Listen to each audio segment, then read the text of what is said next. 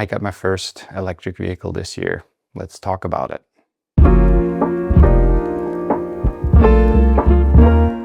So my lease of my last car ran out, and I was like, oh, I need a new car, and what car should I get? And I was looking around. I knew I wanted to try to get an EV, and I was looking for something bigger simply because bringing all my gear to clients and driving to jobs was becoming a hassle with the small car, and at the same time driving with the family somewhere and bringing the dog and stroller was not possible. So the KIA PV5 fell into my lap, kinda. The KIA PV5 is a fun vehicle. It has a 71.5 kilowatt hour battery, which is at least my model, which is not massive, but also not small. It can drive up to 412 kilometers, like that's the real life range, but that at the same time, I would say it's between 300 and 400 kilometers with one charge, which is, you know, honestly not bad, especially for my needs. It's just very spacious. It has a massive screen for infotainment. It feels great to drive. The seats are very comfortable, vegan leather, which I personally very much prefer. We can, you know, put our kids in there with strollers and even bring the dog, and there's still room. And traveling in the back seat between two kids for my wife now is very comfortable and doesn't feel like super tight and you have no room. There's a massive amount of leg room, and overall it just feels very nice.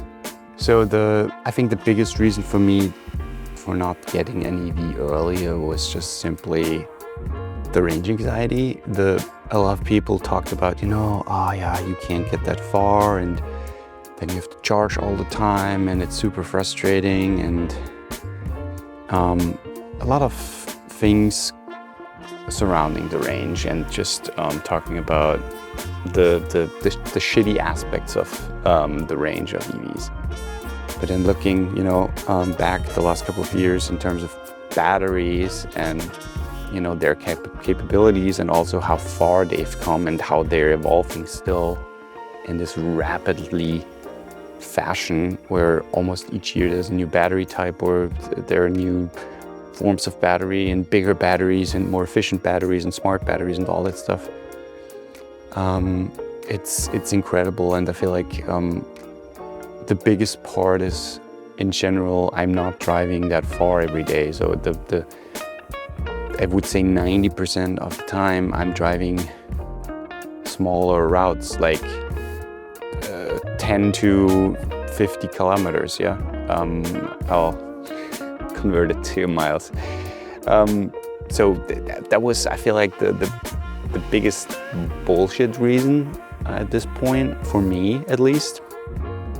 But since I've never driven, owned an EV, I obviously didn't know any better.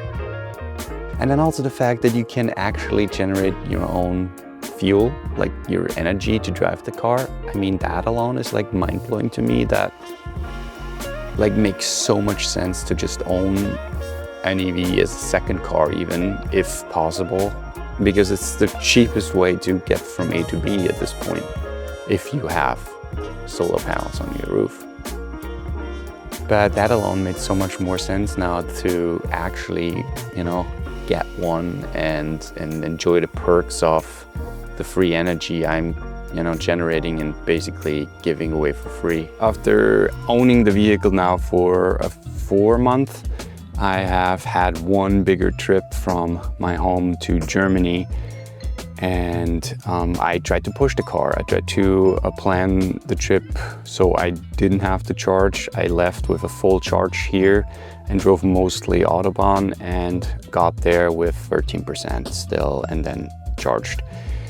But I tried to push the car, and it totally worked. And obviously it was the first trip, the first longer trip, but there was some anxiety surrounding the range. But at the same time, you know, there are charging stations literally everywhere, and so I had no like real fear of running out of energy at all, because there was literally every 10-15 kilometers there were like multiple charging stations. And it was fun to drive. It's quiet, you get energy back when you drive down a lot. You have for sure, especially for a bigger bus like that, and I've only driven a classic VW bus, like a diesel engine. They are loud, especially like when you drive on the Autobahn, they're super loud, and this car is very quiet. Sure, if there's wind, you can hear the wind, but overall it's super quiet, and it's just a very, very comfortable way to travel. So I think coming back to just overall, how was the experience for me, or how is the experience for me coming from traditional cars, gasoline, diesel, to a EV, the whole thing makes sense to me. The whole thing was a no-brainer, simply because I'm, generating my own electricity, and I can basically charge and then drive for free. Also, the maintenance costs is super low, and it's just a fun vehicle to drive overall. I think the biggest thing for me was coming from traditional cars, gasoline, diesel, to EV, just the way you drive, the way you prepare, what you prepare. Like, it's my first EV, so I didn't really know before the trip to Germany, but it turned out, super unproblematic. It's a different way of driving, but then it's not really. I feel like it's just adjusting to a different style of, obviously loading and stuff, and the way you drive. But it's also fun. It's a lot of fun, and it kind of looks futuristic. And for the purpose of, what I needed, it was the perfect car for this time in my life. So if you watched until this point, I just wanted to say thank you for doing that.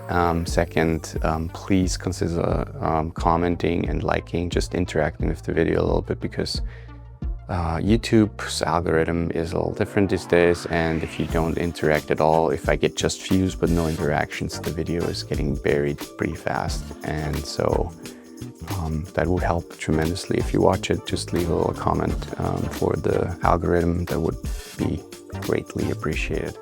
Other than that, please consider subscribing if you like what I do.